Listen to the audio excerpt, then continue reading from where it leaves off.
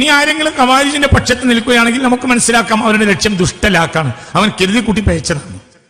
ആ ഖവാരിജിന് ചിലപ്പോഴെല്ലാം ചരിത്രത്തിൽ ആവർത്തനങ്ങൾ വന്നിട്ടുണ്ട്. അല്ല, ഞാൻ കൊന്ത്രമ്പല്ലൊക്കെ ഒന്നാണെന്നുള്ളത്. ഒരു കൊന്ത്രമ്പല്ല് പറിച്ചിട്ടിട്ട് പുതിയ അതേ സ്ഥാനത്ത് പുതിയ കൊന്ത്രമ്പല്ല് മുളക്കും. സാധനം അതന്നെ, സാധ്യതയും അതന്നെ, അതിന്റെ ബേസിക് സ്ട്രക്ചറും അതന്നെ, എല്ലാം ഒന്നെ മറ്റൊന്ന്. അതാണ് ഖവാരിജികൾ. അത് മാറി മാറി വന്നിട്ടുണ്ട്. അതിൽ അവസാനത്തെ ഖവാരിജാണ് വഹാബിയത്ത്. അത് ഇന്നത്തെ സലഫിയത്ത്. സലഫിയത്തും സലഫും രണ്ടാണ്. നമ്മൾ പണ്ട് പറഞ്ഞിട്ടുണ്ട്. സലഫല്ല സലഫിയത്ത്. സലഫിയത്ത് പറഞ്ഞാൽ നെയ്യപ്പവും നെയ്യുമാണ്. നെയ്യപ്പവും നെയ്യും തമ്മിലുള്ള ബന്ധമാണ് സലഫും സലഫിയത്തും തമ്മിലുള്ളത്.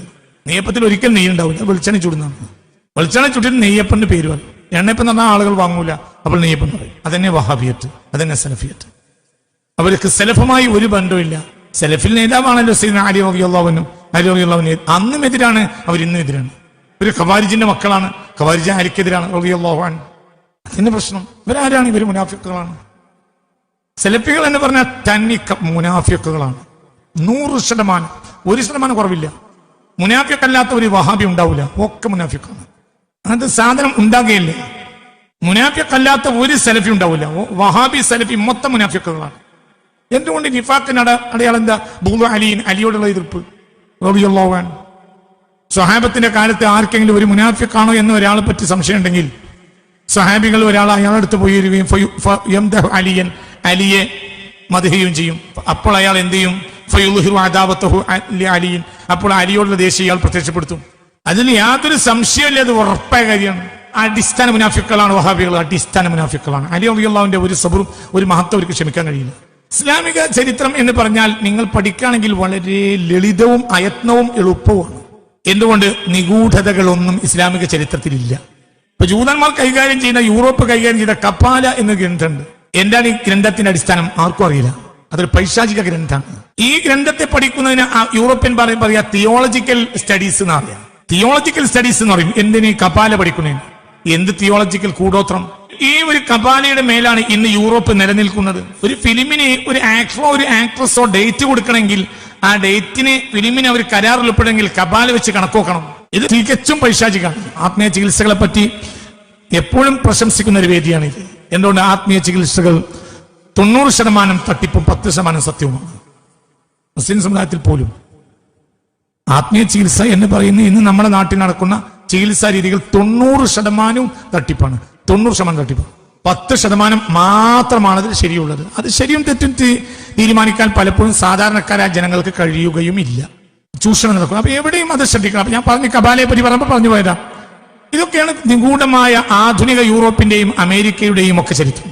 എന്നാൽ ഇസ്ലാമിക ചരിത്രം അങ്ങനെയല്ല, വളരെ വ്യക്തമാണ്. പാഠങ്ങളും ഉപപാഠങ്ങളും എല്ലാം വളരെ വ്യക്തമാണ്. ആന്റി സ്റ്റഡീസും വ്യക്തമാണ്. ആ ആന്റി സ്റ്റഡീസിന്റെ എതിരായ പഠനങ്ങൾ അതൊക്കെ വ്യക്തമാണ്. കാര്യങ്ങളൊക്കെ വ്യക്തമാണ്. എന്തുകൊണ്ട്? ഇസ്ലാം ഒരു തുറന്ന പുസ്തകമാണ്. ഇസ്ലാമിൽ ദുർഗ്രഹമായി ഒന്നുമില്ല. വഹാബിയത്തിനെ എതിർക്കാൻ സുന്നികൾക്ക് ഒരു നൂറ്റാണ്ട് കാലം അതിശക്തമായി ആഗോളതലത്തിൽ കഴിഞ്ഞില്ല. എന്താ കാരണം? ഒന്ന് പണത്തോടുള്ള ആർത്തി, രണ്ട് മരണത്തോടുള്ള ഭയം. ഈ രണ്ടും കൂടിയാണ് സുന്നി പണ്ഡിതന്മാരെ ഒരു നൂറ്റാണ്ട് കാലം ഭരിച്ചിട്ടുള്ളത്. അവർ വലിയ വലിയ ആളുകളൊക്കെ ഉണ്ടാകാം, പക്ഷെ അവരുടെ ശരി തെറ്റ് അവരുടേതാണ്. എനിക്കറിയൂല. പക്ഷെ വസ്തുത ഇതാണ്. അതിൽ എന്തെങ്കിലും ഒന്ന് ചെയ്തിട്ടുണ്ടെങ്കിൽ മലയാളക്കരയിലെ സുന്നി മുസ്ലിങ്ങളാണ്. അതെടുത്തു പറയണം. ആ വിഷയത്തിൽ വഹാബിയത്തിനെ പ്രതിരോധിക്കാൻ നമ്മൾ വളരെ ശക്തമായ പണി നടത്തിയിട്ടുണ്ട്. അപ്രകാരം മറ്റു നാടുകളിൽ നടത്തിയതായി കാണുന്നില്ല. ഞാൻ പറഞ്ഞില്ല, ഇവിടെ ഞാനല്ല പറഞ്ഞ ഇന്ന അസ്ലഹദ്ദുവലി ബഅദ സ്വഹാബ ദൗലത്തുൽ ഉസ്മാനിയ എന്നെഴുതിയത് ബഹുമാനപ്പെട്ട അല്ലാമ യൂസുഫ് നബഹാനിയാണ് റഹ്മത്തുള്ളാഹി അലൈഹി.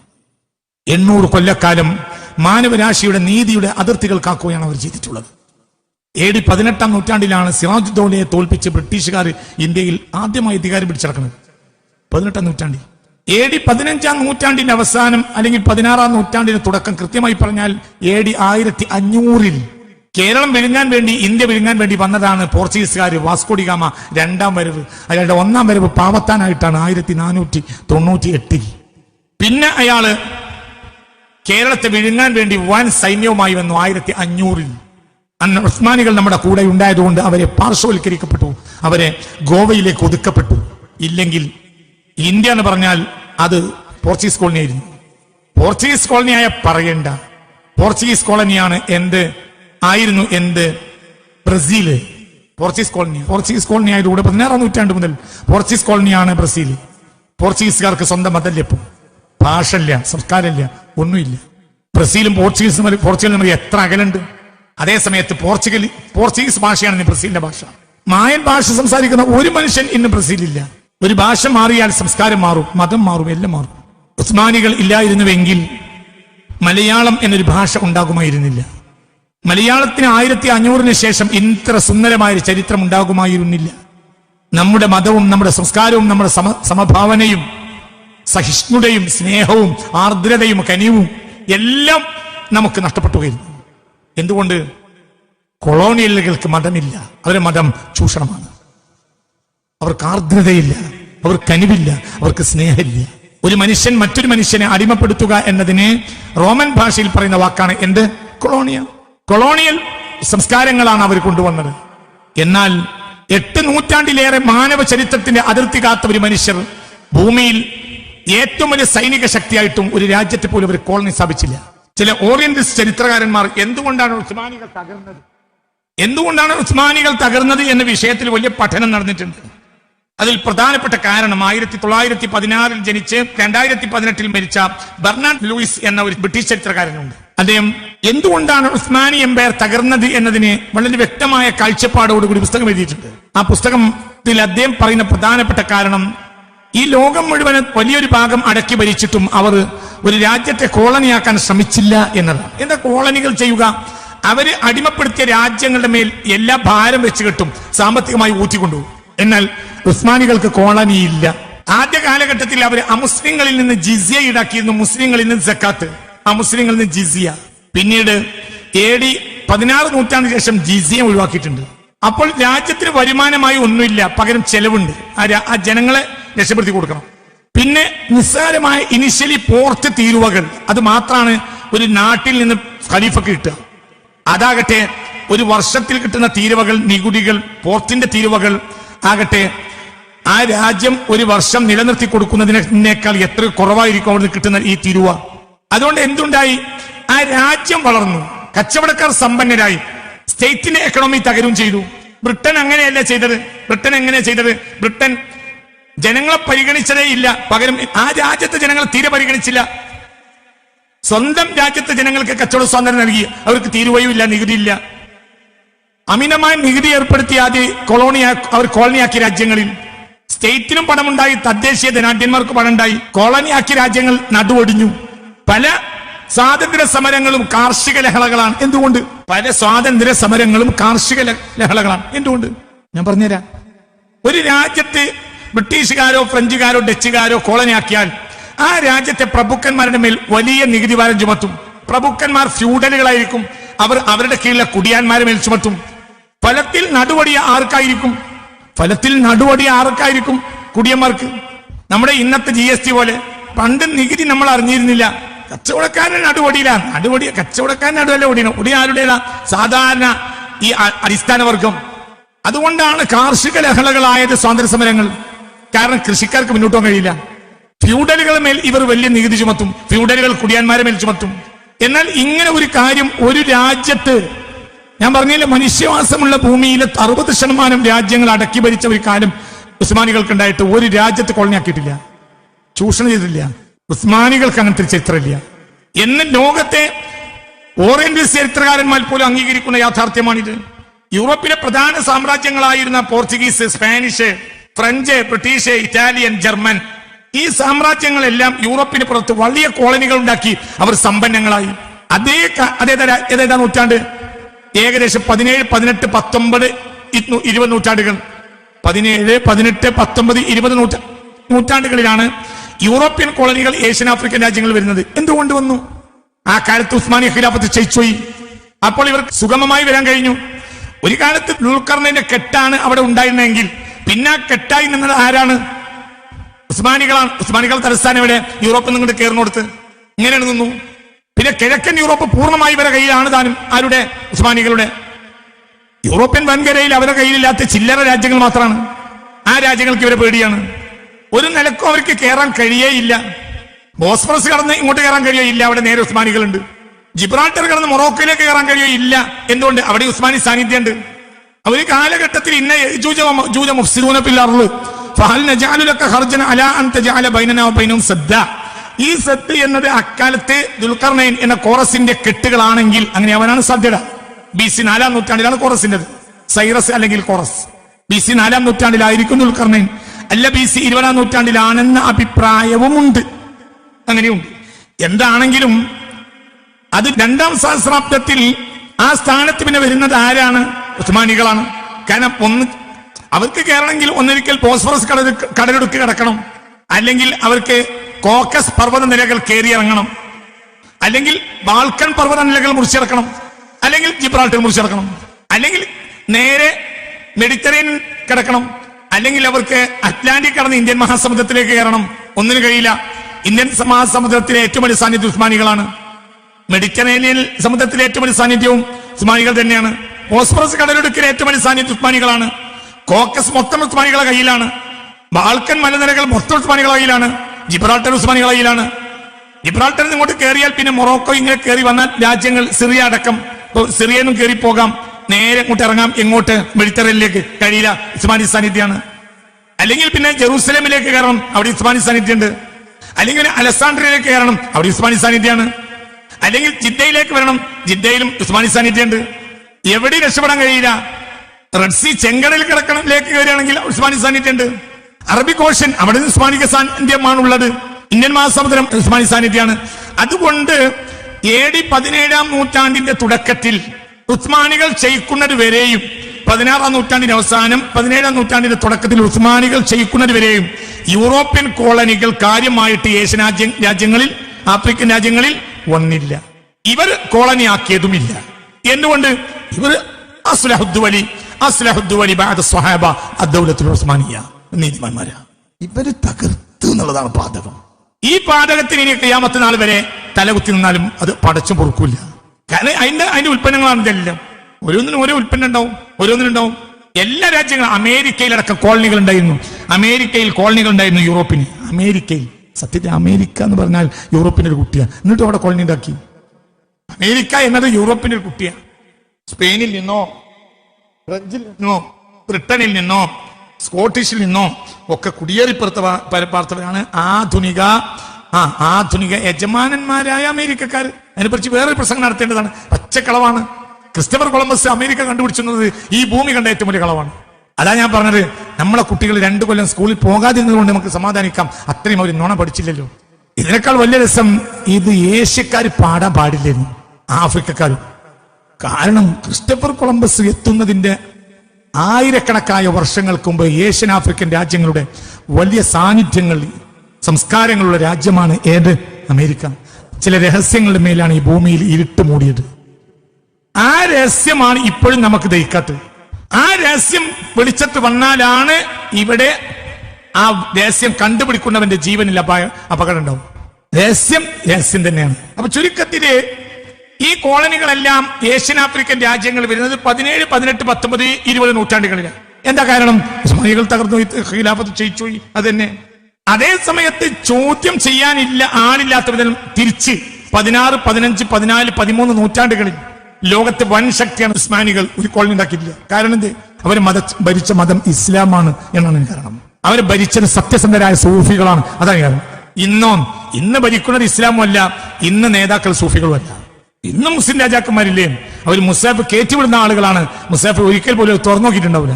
അല്ലെങ്കിൽ അവരുടെ കണ്ണട വെച്ച് മാത്രം മുസാഫ് നോക്കി. ലോകത്തെ ആളുകളെ കാഫറാക്കി തലവെട്ടാനുള്ള വകുപ്പുകൾ മാത്രമാണ് അവർ മുസാഫിൽ നിന്ന് കണ്ടുപിടിച്ചത്. വേറെ ഒന്നും കണ്ടുപിടിച്ചില്ല.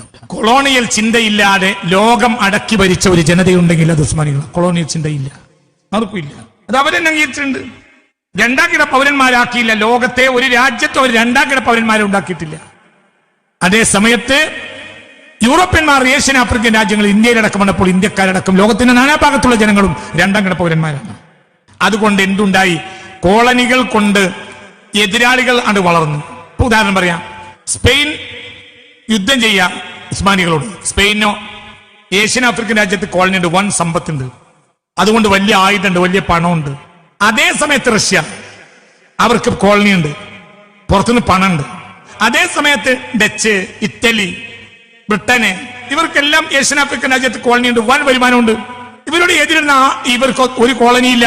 സ്വന്തം രാജ്യത്തിന് വരെ ഇവർ നികുതി പിരിക്കാറില്ല. ചെറിയ ഇനിഷ്യലി തീരവുകൾ മാത്രം. അതുകൊണ്ട് പൂർണ്ണമായും ഈ വൻ ശക്തികൾ അക്കാലത്ത് പിന്നെ കോളനൈസേഷൻ കൊണ്ട് വൻ ശക്തികളായി തീർന്ന ഇവരോട് യുദ്ധം ചെയ്ത് ജയിക്കാൻ ആർക്ക് കഴിഞ്ഞില്ല 17-18 നൂറ്റാണ്ടുകളിൽ. അതിന് കാരണം എന്താണെങ്കിൽ ഞാൻ പറഞ്ഞില്ല, ചെറിയൊരു കാര്യം പറഞ്ഞിരുന്നു. 17-18 നൂറ്റാണ്ടുകളിലൊക്കെ വന്ന ചില രാജാക്കന്മാർ അത്ര കരുത്തരായില്ല. അതുകൊണ്ട് അതിർത്തികൾ വേണ്ടത്ര കാക്കാൻ അവർക്ക് കഴിഞ്ഞില്ല. എന്താ പ്രശ്നം? ചെറിയ ഒരു വ്യത്യാസം ഉണ്ടാവുന്ന ഒരു 19-ആം നൂറ്റാണ്ടാവുമ്പോഴാണ് അബ്ദുൽ മജീദ് രണ്ടാമന്, അബ്ദുൽ മജീദ് ഒന്നാമന്, അതേപോലെ തന്നെ അബ്ദുൽ ഹാമിദ് രണ്ടാമന്, അബ്ദുൽ ആമിർ ഒന്നാമന്, അബ്ദുൽ ഹാമിദ് ഒന്നാമൻ 18-ആം നൂറ്റാണ്ട് അവസാനം, പിന്നെ സലീം ഒന്നാമൻ, പിന്നെ മഹമ്മൂദ് രണ്ടാമൻ, അബ്ദുൽ മജീദ് ഒന്നാമൻ, അബ്ദുൽ ഹാമിദ് രണ്ടാമൻ. ഇവരൊക്കെ കാലത്ത് ലേശം വളരുന്നുണ്ട്. അപ്പൊ ഇവരൊക്കെ ധീരന്മാര് കരുത്തന്മാരാണ്. പക്ഷെ ഇവർക്ക് സംബന്ധിച്ച് വിഭവങ്ങളില്ല, എതിരിടാൻ കഴിയില്ല. അതുകൊണ്ടാണ് ടിപ്പു 1787 ടിപ്പുവിന്റെ ദൂതന്മാര് ഇസ്താൻബുളിൽ ചെന്നിട്ട് ഞങ്ങളെ ബ്രിട്ടനെതിരെ സഹായിക്കണം എന്ന് പറയുന്നത്. അപ്പോൾ അവർക്ക് കഴിഞ്ഞില്ല. കാരണം അവരുടെ കയ്യിൽ ആയുധമല്ല, ഒന്നുമില്ല. അവൻ നാനാഭാഗത്തും ചുറ്റി വളഞ്ഞ് അവർ ആക്രമിച്ചുകൊണ്ടിരിക്കുകയാണ്. ഉള്ളിൽ നിന്ന് വേറെയും 1700 കാലഘട്ടങ്ങളിൽ വഹാബി ആക്രമണം തുടങ്ങിയിട്ടുണ്ട്. 1744 ഉസ്മാനികൾക്കെതിരെ ഉസ്മാനി രാജ്യങ്ങളിൽ വഹാബിസം പ്രചരിപ്പിക്കാൻ വേണ്ടിയിട്ട് മുഹമ്മദ് അബ്ദുൽ വഹാബ് എന്ന ഭൂലോക കള്ളത്തമ്മാടിയും പിന്നെ മുഹമ്മദ് ബിൻ സഊദും കൂടി കരാറിൽപ്പെട്ട് ഇറങ്ങുന്നത്. മനസ്സിലാവണില്ല? ഇവരാണ് ഉള്ളിൽ നിന്ന് ക്ഷയിപ്പിച്ചു പുറത്തുനിന്നും. ഇതാണ് ശരിക്കും നമ്മൾ പഠിക്കേണ്ടത്. ഇവിടെ ഇത് കാരണം അവർക്ക് എതിരാൻ ഒന്നും കഴിഞ്ഞില്ല. ഒരു വരുമാനം അവർക്ക് ഉണ്ടായില്ല, കോളനികൾ ഉണ്ടായില്ല, ഒന്നും ഉണ്ടായില്ല. അവരെ ചെയ്യുകയില്ല, ഒന്നും ചെയ്യില്ല. അങ്ങനെ എന്തുണ്ടായി? രാജ്യം അതിദാരിദ്ര്യത്തിലേക്ക് കൂപ്പൂട്ടി. രാഷ്ട്രം ഖിലാഫത്ത് ദൈനംദിന കാര്യങ്ങൾക്ക് വരെ കൊട്ടാരം ബുദ്ധിമുട്ടുന്ന സാഹചര്യം വന്നു. ഈ കാലഘട്ടത്തിൽ ഇവരെ ഉള്ളിൽ നിന്ന് ക്ഷയിപ്പിച്ച, പുറത്തുനിന്ന് ക്ഷയിപ്പിച്ച ശക്തികളൊക്കെ ഞാൻ കാണിച്ചു. ഇനി ഭംഗ്യം തരണം, ഇനിയും ആ ഭാഗത്തേക്ക് വരാം. ഉള്ളിൽ നിന്ന് അവരെ എക്കാലത്തും ക്ഷയിപ്പിക്കാൻ ഒരുങ്ങിയത് 2 ശക്തികളാണ്. ഒന്ന് ഷിയാക്കൾ. ഷിയാക്കൾക്ക് ഒരു സ്വഭാവമുണ്ട്, ഏത് കാലത്തും ഒരു ഖിലാഫത്തിനെ ആക്രമിച്ചിട്ടുണ്ട്. എന്തുകൊണ്ട്? അവർ പുറത്താണ് പണ്ടേ. ഖിലാഫത്ത് വളർന്നാൽ വളരുക അഹ്ലു സുന്നയാണ്. ലോക ചരിത്രത്തിൽ മുസ്ലിങ്ങൾ ഒരു ഷിയ സമൂഹത്തെ ഖിലാഫത്തായി അംഗീകരിച്ചിട്ടില്ല. എക്സാമ്പിൾ, മക്കായിലും മദീനായിലും വരെ ഷിയാക്കൾ ഭരിച്ചൊരു കാലുണ്ട്, ഖലീഫയായിട്ടില്ല. ആര്? ഫാത്തിമകള്. മക്കായിലും മദീനായിലും ഷിയാക്കൾ ഭരിച്ച കാലം ഉണ്ടായിട്ടുണ്ട്, ഷിയാക്കള്. പക്ഷെ അവരെ ഖലീഫയെ മുസ്ലിം ലോകം അംഗീകരിക്കൂല. എന്തുകൊണ്ട്? അവരാരല്ല? സുന്നികളല്ല. അതുകൊണ്ട് തന്നെ ഇന്നത്തെ ആളുകളെ നമ്മുടെ ഖലീഫയെ അംഗീകരിക്കൂല. എന്തുകൊണ്ട്? സുന്നികളല്ല, ദീനാണ്, ഒരു സുന്നത്തുലമാണ്. ഏത് കാലഘട്ടത്തിലും ആദ്യ കാലഘട്ടം മുതൽ തന്നെ ഷിയാക്കൾ കളിച്ചിട്ടുണ്ട്. എല്ലാ കാലത്തും അതിശക്തമായ കാലത്ത് പോലും ഇവരെ കളി നടന്നിട്ടുണ്ട്. ഉദാഹരണം പറയാം, 1516-17 കാലത്ത് ഭരണാധികാരിയാണ് സലീം ഒന്നാമൻ. അദ്ദേഹമാണ് ഇസ്ലാമിന്റെ ആദ്യത്തെ ഖലീഫയും ഉസ്മാനികളിലെ ആദ്യത്തെ ഖലീഫയും സലീം ഒന്നാമനാണ്. ഈ കാലഘട്ടത്തിൽ ഉസ്മാനിയ ഖിലാഫത്തിനെതിരെ യുദ്ധം പ്രഖ്യാപിച്ചിരുന്ന സഫാവിദ് രാജവംശം, ഇറാനിയൻ ബേസ് ചെയ്ത സഫാവിദ് രാജവംശം. അവരാരാ? ഷിയാക്കള്. എന്താ അതിന് കാരണം? എന്താ? അപ്പൊ ഖലീഫയും അവർക്കെതിരെ യുദ്ധത്തിനൊരുങ്ങിയ കാരണമുണ്ട്. സുന്നി ഏരിയകളിൽ ഷിയ വിശ്വാസം പ്രചരിപ്പിക്കും. അഹ്ലു സുന്നയുടെ ആലിമീങ്ങൾ പലവട്ടം രാജാവിനെ ഉണർത്തി ഇതിങ്ങനെ നടക്കുന്നുണ്ട്. ഇസ്മായിൽ പാഷയായിരുന്നു അന്ന് സഫാവിദ് രാജവംശത്തിന്റെ ഭരണാധികാരി. അയാളോട് ഉണർത്തി, ഖലീഫ ഇത് ചെയ്യരുത്. സലീം ഒന്നാമൻ അയാൾ കൂടി യുദ്ധത്തിനൊരുങ്ങിയപ്പോ തിരിച്ചു യുദ്ധം ചെയ്തു, അവരെ തോപ്പിച്ചു. അക്കാലത്ത് സഫാവിദിന്റെ കൂടെ കൂടി നാമമാത്ര സുന്നികളായ മംലൂക്കികൾ നാമമാത്രം എന്ന് പറയാൻ കാരണം മംലൂക്കികൾ വളർത്തിയ കൊട്ടാര പണ്ഡിതനാണ് ആര്? ഇബ്നു തൈമിയ്യ. 1517 മംലൂക്കികൾ പാടെ തകർന്നു. പിന്നെ വഹാബി കാലം വരുന്നത് 18-ാം നൂറ്റാണ്ടിലാണ്. ഈ 2 നൂറ്റാണ്ട് കാലം പൊടി പിടിച്ചു കടന്നു ഇബ്നു തൈമിയ്യയുടെ ഗ്രന്ഥങ്ങൾ. ഈ ഗ്രന്ഥങ്ങൾ ചുട്ടുകരിപ്പിക്കാമായിരുന്നു ആർക്ക്? ഉസ്മാനികൾക്ക്. എന്തുകൊണ്ട്? ഒരു പണ്ഡിത രചനയോ ഒരു രചനയോ വർക്കോ സമൂഹം സ്വീകരിക്കണമെങ്കിൽ എളുപ്പത്തിൽ സ്വീകരിക്കാനുള്ള മാർഗമാണ് സ്റ്റേറ്റിന്റെ പിന്തുണ. ഒരു കാര്യത്തെ മൂടി വെക്കാനോ വളർത്താനും സ്റ്റേറ്റിന് കഴിയും പോലെ പണ്ഡിതന് കഴിയില്ല. ഇബ്നു തൈമിയ്യ ലോകം ശ്രദ്ധിക്കാനുള്ള കാരണം എന്താ? ഇബ്നു തൈമിയ്യ ഒരു കൊട്ടാര മുഫ്തിയാണ്. ആരുടെ? മംലൂക്കികളാണ് ഇബ്നു തൈമിയ്യ വളർത്തിയത്. 1517 പാടെ മംലൂക്കികൾ തകർന്നു. പൂർണ്ണമായും 1516 കൂടെ ഉസ്മാനികളെ കീഴിലുള്ള ആളുകളാണ്, സൈന്യവും നാട്ടു ഗവർണർമാരൊക്കെയാണ് മംലൂക്കികളായി മാറുന്നത്. ഇബ്നു തൈമിയ്യക്ക് ഒരു സ്വാധീനമല്ല. പിന്നീട് വഹാബികൾ വരുന്ന 2 നൂറ്റാണ്ട് കഴിഞ്ഞിട്ടാണ്. ഈ കാലയളവിൽ ഇബ്നു തൈമിയ്യയുടെ ഗ്രന്ഥങ്ങളെ നശിപ്പിക്കാമായിരുന്നു ആർക്ക്? ഉസ്മാനികൾക്ക്. അവരാകട്ടെ ഇബ്നു തൈമിയ്യക്ക് പൂർണ്ണമായി എതിരാണ്. എന്നിട്ട് ചെയ്തില്ല. അഭിപ്രായ സ്വാതന്ത്ര്യം. തിരിച്ച് 1932 അധികാരത്തിൽ വന്നു ഇബ്നു സഊദ് അബ്ദുൽ അസീസ്. 1951 വരെ ചെയ്തത് സുന്നി ഗ്രന്ഥങ്ങൾ ചുട്ടേരിക്കുക, സുന്നി മദ്രസകൾ തകർക്കുക. എന്തുകൊണ്ട്? അഭിപ്രായ സ്വാതന്ത്ര്യമില്ല. അഭിപ്രായ സ്വാതന്ത്ര്യമാണ് യഥാർത്ഥ ദീന്. ഇന്ന് അഭിപ്രായ സ്വാതന്ത്ര്യമുള്ള ഒരു മുസ്ലിം രാജ്യമല്ല ലോകത്ത്. എന്തുകൊണ്ട്? അവിടെ ഭരിക്കുന്നതൊക്കെ വഹാബികൾ, പ്രത്യക്ഷമായ പരോക്ഷമായാണ് വഹാബികൾ. അഭിപ്രായ സ്വാതന്ത്ര്യമില്ല, ഒന്നും സ്വാതന്ത്ര്യമില്ല. കേരളത്തിൽ ആയിരക്കണക്കായ സലഫി വഹാബി പള്ളികളുണ്ട്. ഒരു പള്ളിയുടെ പുറത്ത് മുസ്ലിം സ്ത്രീകൾ നിസ്കരിക്കുന്ന അനിസ്ലാമികം എന്നൊരു ബോർഡ് സുന്നിയിൽ വെച്ചിട്ടില്ല. എന്നാൽ സുന്നി മദ്രസയുടെ നേരെ മുന്നിൽ നബിദിനത്തിന്റെ തലേന്ന് നബിദിനം അനിസ്ലാമികം എന്നവർ എഴുതിക്കും. എന്തുകൊണ്ട്? ഇവർ വെറിയന്മാരാണ്, ഒരു കള്ള ഹിമാറുകളാണ്, അവർ അഭിപ്രായ സ്വാതന്ത്ര്യം ഇല്ലാത്തവരാണ്. പിന്നെ ഈ ഇബ്നു തൈമിയ്യ സംസ്കാരത്തെ 1744 ശേഷം വളർത്തിക്കൊണ്ടുവന്ന വഹാബികൾ, ആ വഹാബികൾ ഈ പറഞ്ഞ ഉസ്മാനികൾ അംഗീകരിക്കുന്ന ഉസ്മാനികൾ സ്വാതന്ത്ര്യത്തിലാണ്, അഭിപ്രായ സ്വാതന്ത്ര്യത്തിലാണ് ഇബ്നു തൈമിയ്യ ഗ്രന്ഥങ്ങൾ ലോകത്ത് നിലനിന്നത്. അത് നിലനിർത്താൻ ലോകത്ത് പിന്നെ സാന്നിധ്യം ഉണ്ടായിട്ടില്ല.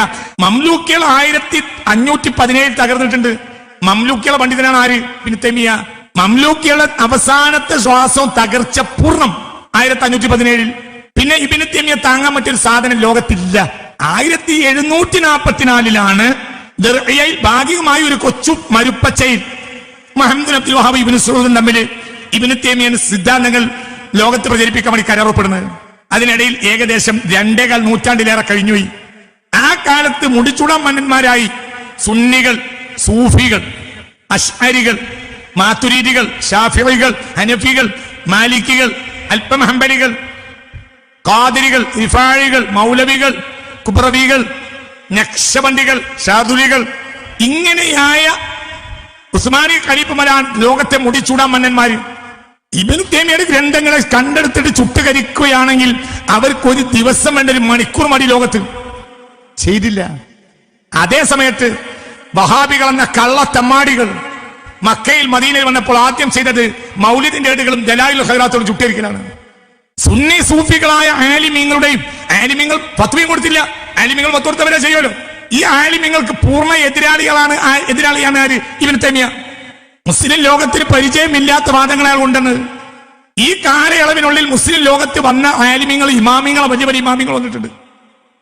വലിയ വലിയ ഇമാമിങ്ങൾ, മഹാകരുത്തന്മാര്, അല്ലാമ ഇബ്നു ഹജറിനെ പോലെ റളിയല്ലാഹു അൻഹു, ഇങ്ങനെ അനവധി വലിയ വലിയ ആളുകൾ, സക്കരിയ അൻസാരിയെ പോലെ വലിയ വലിയ ആളുകൾ. ഈ ആലിമീങ്ങളെ ഫത്വ അനുസരിച്ചാണ് ആര് ഭരണം നടത്തിയത്? ഉസ്മാനികൾ. ഈ ആലിമീങ്ങൾ ഫത്വ കൊടുത്താൽ മതി. ഇബ്നു തൈമിയ്യ ഗ്രന്ഥങ്ങൾ കണ്ടുകെട്ടണം, ചുട്ടിരിക്കണം. സുന്നി ആലിമീങ്ങൾ ഫത്വ കൊടുത്തില്ല.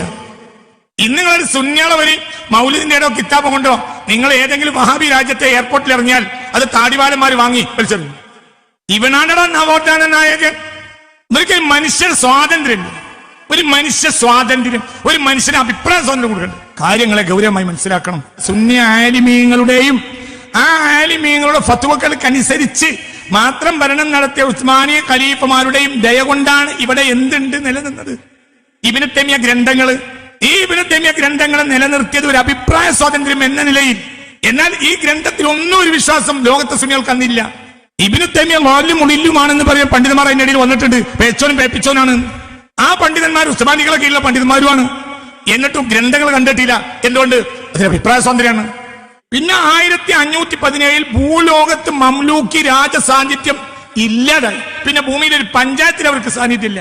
ഒരു സൽത്തനത്തിന്റെ കീഴിലല്ലാതെ ഉസ്മാനി സൽത്തനത്തിന്റെ കീഴിൽ ഈജിപ്തിൽ അവർ ഗവർണർമാരായും പിൽക്കാലക്കാരായ സൈന്യാധിപന്മാരും ഒക്കെ കഴിഞ്ഞോടിയിട്ടുണ്ട്. അധികാരം ഉസ്മാനികൾക്കാണ്. ഈ ഇബ്നു തൈമിയ്യ ഗ്രന്ഥങ്ങൾ മുഹമ്മദ് അബ്ദുൽ വഹാബ് പഠിക്കുന്നത് 18-ാം നൂറ്റാണ്ടിന്റെ തുടക്കത്തിൽ. അതിന് ആ ഗ്രന്ഥങ്ങൾ ഉണ്ടാവണല്ലോ. ആ രാജ്യങ്ങളൊക്കെ അന്ന് സിറിയയിൽ നിന്നും ഹിജാസിലെ പല നാടുകളിൽ നിന്നാണ് ഈ ഗ്രന്ഥം അബ്ദുൽ വഹാബ് പഠിക്കുന്നത്, മുഹമ്മദ് അബ്ദുൽ വഹാബ് പഠിക്കുന്നത്. അപ്പോൾ ആ നാടുകളിലൊക്കെ അത് ഉണ്ടാവണല്ലോ. അപ്പോഴത്തേന് ഇബ്നു തൈമിയ്യ പോയിട്ട് നൂറ്റാണ്ടെത്രയായി? ആരാ നിലനിർത്തിയത്? ഉസ്മാനികള്. അവർക്കത് വിശ്വാസമുണ്ടോ? ഇല്ല. പിന്നെന്താ? എന്തുകൊണ്ട്? ഒരു അഭിപ്രായ സ്വാതന്ത്ര്യം നിലനിർത്തണം. ഇന്ന് ഹിജാസിൽ ഒരു സുന്നി മദ്രസ ഇല്ല. പരസ്യമായി ഒരു ഹാളിൽ മൗലിദോടെ വാഷിംഗ്ടണിൽ, യൂറോപ്പില്, കാനഡയില്, ബ്രിട്ടനില് രാവും പകല് മൗലിദ് നടക്കുന്ന സ്ഥലമുണ്ട് ബ്രിട്ടനിൽ. എന്തുകൊണ്ട്? കാര്യം ഒരു കോളനിയൊക്കെ സ്ഥാപിച്ചെങ്കിലും അഭിപ്രായ സ്വാതന്ത്ര്യത്തിനുള്ള അവരുടെ ഒരു മനസ്സിനെ നമ്മൾ ബഹുമാനിക്കുന്നു വേണം. എന്നാൽ മക്കത്തിൽ മൗലിദ് നടത്താൻ പറ്റൂല. എന്തുകൊണ്ട്? അവിടെ ആരാണ് അധികാരികൾ? വഹാബികളാണ്. മദീനത്തിൽ മൗലിദ് നടത്താൻ പറ്റൂല. അപ്പൊ ഇവിടെയൊക്കെ നമ്മൾ ചിന്തിക്കണം. ഇതാണ് ഇതിന്റെ അടിസ്ഥാനം. ഉസ്മാനികൾക്ക് മില്ലത്ത് സിസ്റ്റം വന്നിട്ടുണ്ട് മുഹമ്മദ് ഫാത്തിഹായിട്ട്. മില്ലത്ത് സിസ്റ്റം എന്ന് പറഞ്ഞാൽ ഏതൊരു മതവിഭാഗത്തിന്റെ മതവിധികളും ആ മതവിഭാഗത്തിലെ അധ്യക്ഷൻ പറയുന്നത് പ്രകാരം ഭരണകൂടം നടത്തി കൊടുക്കും. അപ്പോൾ ഷിയാക്കളുമുണ്ട് അന്ന് ഉസ്മാനി സൽത്തനത്തിന് കീഴിൽ. അപ്പോൾ ഷിയാക്കളുടെ നിയമം അഹ്ലു സുന്നക്കനുസരിച്ചല്ല, ഷിയ പണ്ഡിതൻ പറഞ്ഞനുസരിച്ച് നടത്തി കൊടുക്കും. ക്രിസ്ത്യാനികൾ പണ്ഡിതൻ പറഞ്ഞനുസരിച്ച്, ജൂതന്മാർക്ക് ജൂത പണ്ഡിതൻ. അതാണ് മില്ലത്ത് സിസ്റ്റം. മില്ലത്ത് സിസ്റ്റം വരുന്നത് 1453 മുഹമ്മദുൽ ഫാത്തിഹിന്റെ കാലത്ത്. എന്തൊരു സമത്വ സുന്ദരമായ അവസ്ഥയാണ്. പക്ഷേ ഈ അവസ്ഥയിൽ ഷിയാക്കൾ മുതലെടുത്ത് ഉസ്മാനികൾക്കെതിരെ സ്വൈരമായി അവർക്ക് ജീവിക്കാമെന്ന് കണ്ടപ്പോൾ സുന്നികളെ തെറ്റായ വിശ്വാസത്തിലേക്ക് സുന്നികളെ ക്ഷണിക്കാൻ തുടങ്ങി. വൻ പ്രശ്നങ്ങളുണ്ടായി. അപ്പോൾ സലീം ഒന്നാമൻ കത്തയക്കേണ്ടി വന്നു. സഫാവിദ് രാജവംശം ബയസിദ് രണ്ടാമൻ 1506, 1507 കൊല്ലങ്ങളിൽ ഉസ്മാനി ഖിലാഫത്തിനെതിരെ സഫാവിദ് സുൽത്താനത്ത് ഷിയാക്കൾ യുദ്ധം പ്രഖ്യാപിച്ചു. എന്തുകൊണ്ട്? അവർക്ക് ഉസ്മാനി പ്രദേശങ്ങളിൽ സുന്നികളെ ഷിയാക്കാൻ കഴിയുന്നില്ല. അതന്നെ പ്രശ്നം. വേറൊരു കാര്യമുണ്ടായി. ഈ ഒരു കാലയളവിൽ ചില ഷിയാക്കൾ ഉസ്മാനികളെ പിന്തുണച്ചിട്ടുണ്ട്. എന്തുകൊണ്ട്? മാന്യന്മാർ, അതായത് അഭിപ്രായ സ്വാതന്ത്ര്യം അനുവദിക്കുന്ന ഒരു ജനതയാണ് ആര്? ഉസ്മാനികൾ. അതുകൊണ്ട് ഉസ്മാനികൾക്കെതിരെ യുദ്ധം ചെയ്യാൻ പാടില്ല എന്ന് സഫാവിദ് രാജവംശത്തിന്റെ യുദ്ധം ചെയ്യണം എന്ന നിലപാടിനെതിരെ അതിർത്തി പ്രദേശങ്ങളിലുള്ള ഇറാനിയൻ അതിർത്തി പ്രദേശങ്ങളിലുള്ള ചില ഷിയാക്കൾ ഉസ്മാനികളെ കൂടെ നിന്ന കാരണത്താൽ ആ ഷിയാക്കളെ മേൽ അക്രമം അഴിച്ചുവിട്ടു സഫാവിദ് ഷിയാക്കൾ. അതാണ് യുദ്ധത്തിന് അടിസ്ഥാന കാരണം. അതായത് ഉസ്മാനികളെ പിന്തുണക്കുന്നവരെ കൊല്ലാൻ തുടങ്ങി ഷിയാക്കൾ തന്നെ. ഉസ്മാനികളെ പിന്തുണച്ചു എന്ന കാരണത്താൽ സഫാവിദ് ഷിയാക്കൾ കൊല്ലാൻ തുടങ്ങി. അപ്പോൾ ആ ജനങ്ങളെ ജീവൻ രക്ഷിക്കാൻ വേണ്ടിയാണ് ബയസിദ് രണ്ടാമന്റെ കാലത്ത് ആദ്യമായി ഷിയാക്കൾക്കെതിരെ പടപ്പുറപ്പ് നടത്തുന്നത്. യുദ്ധം പ്രഖ്യാപിക്കുന്നത് അവരാണ് താനും. ആര്? സഫാവിദുകൾ. ഉള്ളിൽ നിന്ന് ആക്രമിച്ച ഒരു കൂട്ടരെ അവരാണ്. അക്കാലത്ത് സലീം ഒന്നാമൻ 1514 ഇവർക്ക് എഴുതിയൊരു കത്തുണ്ട്. ആ കത്ത് ഞാൻ വായിക്കാം. നിങ്ങൾ നബി സല്ലല്ലാഹു അലൈഹി വസല്ലമയുടെ ഉമ്മത്തിന്റെ വിശ്വാസ ആദർശത്തിൽ നിന്നും പുറത്തുപോയി ഷിയാക്കളെ, സഫാവിദുകളെ. അതിക്രമവും അടിച്ചമർത്തലും കൊണ്ട് നിങ്ങളൊരു സ്വച്ഛാധിപതിയായി മാറി. നിങ്ങളുടെ വഴിപിഴച്ച വിശ്വാസങ്ങൾ ജനങ്ങൾക്ക് മേൽ അടിച്ചേൽപ്പിക്കാനായി സാധാരണക്കാരായ നിരപരാധികളുടെ മേൽ നിങ്ങൾ രക്തമൊഴുക്കി. അനീതിയുടെ ഭരണവും സ്വേച്ഛാധിപത്യവും അവസാനിപ്പിച്ചില്ലെങ്കിൽ നിങ്ങൾക്കെതിരെ ഞാൻ പടപ്പുറപ്പാട് നടത്തി വേണ്ടി വരും എന്ന് സലീം ഒന്നാമൻ ഇസ്മായിൽ പാഷക്ക് കത്തയച്ചു. അതിനുശേഷം യുദ്ധമുണ്ടായി. അപ്പോൾ ഉള്ളിൽ നിന്ന് ഉസ്മാനിയ ഖിലാഫത്തിനെ തകർക്കാൻ ശ്രമിച്ച ഒരു വിഭാഗം ആരാണ്? സഫാവിദ് ഷിയാക്കൾ ഒരു വിഭാഗം വേറെയുണ്ട്. 1514 ആഗസ്റ്റ് 23 സഫാവിദ് സൈന്യം ഉസ്മാനി ഖിലാഫത്തിന്റെ സൈന്യം ഏറ്റുമുട്ടി തോറ്റ് തുന്നമ്പാടി തകർന്ന് തരിപ്പണമായി സഫാവിദുകൾ. ഈ യുദ്ധത്തിൽ സഫാവിദുകളുടെ കീഴിലുണ്ടായിരുന്ന ഇറാഖിന്റെ ചില ഭാഗങ്ങൾ, ഇറാന്റെ ചില ഭാഗങ്ങളെല്ലാം ഒട്ടോമൻ കീഴിലായി. 1532 സുലൈമാൻ ഖാനിയുടെ കാലത്തും സഫാവിദുകൾ പ്രശ്നം ഉണ്ടാക്കുകയും ഉസ്മാനികൾക്കെതിരെ കുഴപ്പമുണ്ടാക്കുകയും ചെയ്തിരുന്ന സഫാവികൾ 1532 അന്ന് ഭരണാധികാരി സുലൈമാൻ ദി മാഗ്നിഫിഷ്യന്റ് ആണ്. വീണ്ടും ഉണ്ടായിട്ടുണ്ട്. അഫ്ശാരിദ് എന്ന ഒരു ഷിയ വിഭാഗം ഉണ്ടായിരുന്നു. അവരും പിൽക്കാലഘട്ടത്തിൽ ഭരണാധികാരികളുണ്ട് ആയിട്ടുണ്ട്. അഫ്ശാരിദുകൾ. ഈ അഫ്ശാരിദുകളും ഉസ്മാനികൾ ആക്രമിച്ചിട്ടുണ്ട് 18ാം നൂറ്റാണ്ടിൽ. AD 1743-44 കാലഘട്ടത്തിലാണ് അഫ്ശാരികളുടെ ആക്രമണം ഉള്ളിൽ നിന്നുണ്ടാവുന്ന ഉസ്മാനികൾക്കെതിരെ. അതൊക്കെ ക്ഷയത്തിന്റെ കാലവുമാണ്. 1775-1776 കാലഘട്ടങ്ങളിൽ അബ്ദുൽ ഹമീദ് ഒന്നാമന്റെ കാലഘട്ടത്തിൽ അഫ്ശാരിദുകളും ഉസ്മാനികളും യുദ്ധം നടത്തിയിട്ടുണ്ട്. 1789 അഫ്ശാരിദ് രാജവംശം തകർന്നു. പിന്നെ ഖജർ രാജവംശം അധികാരത്തിലെത്തി. ഖജർ രാജവംശം 20ാം നൂറ്റാണ്ട് വരെ ഉണ്ടായിട്ടുണ്ട്. ഖജരികളെ തകർത്തത് ഷാ പഹലവിയാണ്. ആദ്യം സഫാവിദ് ഷിയാക്കൾ ഉസ്മാനികൾക്കെതിരെ യുദ്ധം ചെയ്തിട്ടുണ്ട് ഉള്ളിൽ നിന്ന്. 2 അഫ്ശാരിദ് ഷിയാക്കൾ ഉസ്മാനിക ഖലീഫമാർക്കെതിരെ യുദ്ധം ചെയ്തിട്ടുണ്ട്. 3 ഖജർ ഷിയാക്കൾ ഉസ്മാനികൾക്കെതിരെ യുദ്ധം ചെയ്തിട്ടുണ്ട് ഉള്ളിൽ നിന്ന്. ഖജറുകളിലെ പിന്നെ അധികാരത്തിൽ നിന്ന് മാറുന്നത് ആരാന്നറിയോ? ഷാ പഹലവിയാണ്. അത് 1925 ഷാ പഹലവി പിന്നെ പൂർണ്ണമായും ആരെ കൂടെയാണ്? ബ്രിട്ടന്റെ കൂടെയാണ്. ബ്രിട്ടൻ ഉസ്മാനികൾക്കെതിരുമാണ്. ഷാ പഹലവിയുടെ കാലഘട്ടം തീരുന്നത് 1979 ഏകദേശമാണ് ഇന്നത്തെ ഇറാൻ റിപ്പബ്ലിക് ഉണ്ടാവുന്നത്. അപ്പൊ ഇതിന് ഉസ്മാനി രാജവംശം ഇല്ലല്ലോ. 1909 തകർന്നു. അപ്പോൾ അതിന്റെ തുടക്ക കാലഘട്ടം മുതൽ അതിന്റെ ഒടുക്കം വരെ ഉള്ളിൽ നിന്ന് സൗകര്യം കിട്ടുമ്പോഴെല്ലാം അതിനെതിരെ യുദ്ധം ചെയ്ത വിഭാഗമാണ് ആര്? ഷിയാക്കൾ. അതുപോലെ യുദ്ധം ചെയ്ത ഒരു വിഭാഗമാണ് വഹാബികളും. ഇനി വഹാബികള് യുദ്ധം ചെയ്ത കാലഘട്ടത്തെ നമ്മൾ വ്യക്തമായി ഒന്നുകൂടി പഠിക്കേണ്ടതുണ്ട്. അതിന് ചില പാഠങ്ങളുണ്ട്. ആ കാലഘട്ടത്തെ ഒന്ന് പഠിക്കേണ്ടത്. ആ കാലഘട്ടം നെപ്പോളിയൻ ഉസ്മാനികളെ തകർത്ത കാലഘട്ടം. ഉസ്മാനി ഖിലാഫത്തിന് ഏറെ ക്ഷയമേൽപ്പിച്ച ഒരാളാണ് ആര്? നെപ്പോളിയൻ. കാരണം എന്താണ്? എന്നാൽ ഉസ്മാനികളിൽ നിന്ന് പാഠം ഉൾക്കൊണ്ട ആളാണ് നെപ്പോളിയൻ. യൂറോപ്പിലൊരു വില്ലാളി വീരനാണ് നെപ്പോളിയൻ. ഒരു സാധാരണ കർഷക കുടുംബത്തിൽ, ഒരിടത്തരം കുടുംബത്തിൽ ജനിച്ച ഒരാളാണ് നെപ്പോളിയൻ. പക്ഷെ അതേ സമയത്ത് നെപ്പോളിയൻ ഉൾക്കൊള്ളേണ്ട വലിയൊരു ഭാഗമുണ്ട്. ആ ഭാഗത്തെ പൂർണ്ണമായും ഓറിയന്റലിസ്റ്റുകൾ മായ്ച്ചു. അത് ഇസ്ലാമാണ്. നെപ്പോളിയൻ മുസ്ലിമായിട്ട് 20 കൊല്ലം ജീവിച്ചിട്ടുണ്ട്. 1821 നെപ്പോളിയൻ മരിക്കുന്നത്. അഭിപ്രായ പ്രകാരം 1801 അയാൾ മുസ്ലിമായിട്ടുണ്ടാകുമെന്നാണ്. നെപ്പോളിയൻ മുസ്ലിമായിട്ടുണ്ട് എന്ന കാര്യത്തിൽ യാതൊരു സംശയമില്ല. സുന്നിയാണ്, ഒരു തുരീക്കത്തല്ല. നെപ്പോളിയൻ ഇതൊന്നും പരിചയമില്ലാത്തൊരു യൂറോപ്പുണ്ട്. യൂറോപ്പ് എന്ന് പറഞ്ഞാൽ എന്താണെന്നറിയോ? യൂറോപ്പ് ഹോളി റോമൻ എംപയറിന്റെ ഒരു തരം എന്താ പറയാ, ദൈവിക ആജ്ഞയാണ് ഹോളി റോമൻ എംപയറിന്റെ ആജ്ഞകൾ എന്ന പ്രകാരം യൂറോപ്പിന് തന്നെ ഹോളി റോമൻ എംപയറിന്റെ സ്റ്റേറ്റ്മെന്റുകൾ, നടപടികളൊന്നും സഹിക്കാനും ക്ഷമിക്കാനും കഴിയാത്തൊരു കാലഘട്ടത്തിലാണ് നെപ്പോളിയൻ വരുന്നത്.